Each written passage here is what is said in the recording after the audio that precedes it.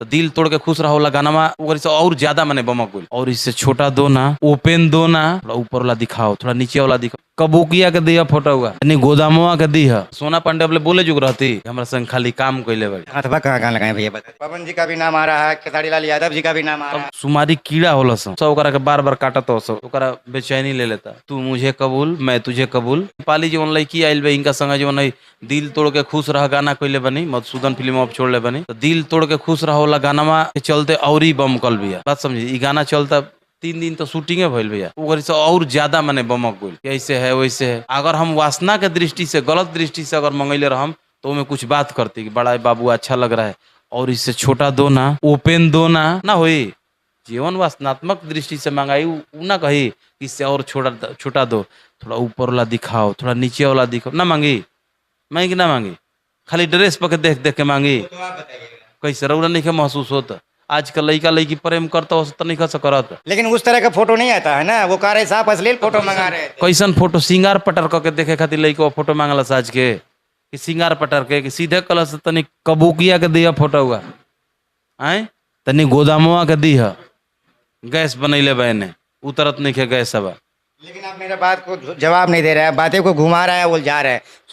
सोना पांडे डंके की चोट पे कह रही है कि हमने इनके साथ बेड शेयर किया है और शादी भी उन्हीं से करेंगे। और वह मान लेने की बेड शेयर कर दिले भाई। आखिर एक लड़की पे भरोसा, लड़की बोल रही है तो भरोसा कौन नहीं कर रहा है? सोशल मीडिया पे आके चिल्ला भी कर रहे हैं, चिल्ला के बोल रही है कि हमारे साथ तूफानी लाल ये किया बेड शेयर किया। मैं नहीं कह रहा हूँ, सोना पांडे कह रही है। हम अगर हम चौआ उहे कुल काम करम तो सोना पांडे अब बोले जुग रहती बहुत भाग्यशाली बड़ी कि हमारा संग खाली काम कैले बड़ी। न तो हमारा ई कुल करे के रही तो हम जनती के ऐसा दिन देख हैं तो हम उनका ले कोसों दूर रहती जा।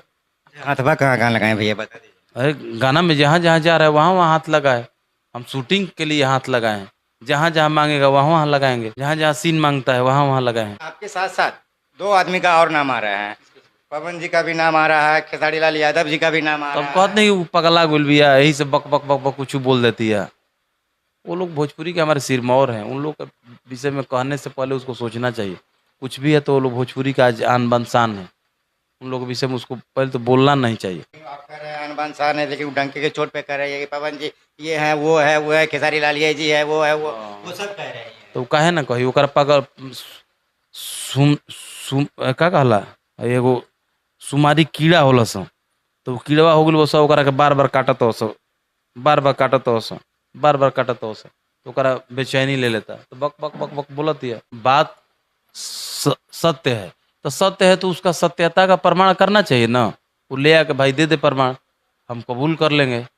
तू मुझे कबूल मैं तुझे कबूल। सत्य नहीं है तो ये है तेरा भूल, नहीं होगा कबूल। अतना जादू जी के फ्री के भइल बा क्या के गचकैया खेल के चल जेबू, लंगोट के ढील ना है जा। लंगोट के ढील हैं आप? लंगोट के ढील ना है जा। कृष्ण जी के वंशज हैं हम, शेर जस जिगर हमार देना, यादव कुल में ये भोले, मुझे जन्म आप बार बार देना। ये कुल करम हमरा रह गइल बा। ई जाके टोइयावे लगी बोलावा के चोखवा बनल लकाने बा, ये कुल हमरा रह गइल बा।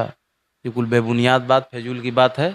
आप लोग को मसाला दिए चलाइए, हरी का गुन गाइए। बच्चा गिरा है, इतना छोटा बच्चा गिरा, ये हमको समझ में नहीं आया। फालतू बात, बनावटी बात, झूठ, बहुत बड़ा का झूठ। मेरे साथ तूफानी लाल यादव जी थे जो कि अपना बातें रखें, ये सब बोल रहे, साफ ये कह रहे हैं ये सब बातें बेबुनियाद है। बाकी आपका क्या राय है कमेंट बॉक्स में।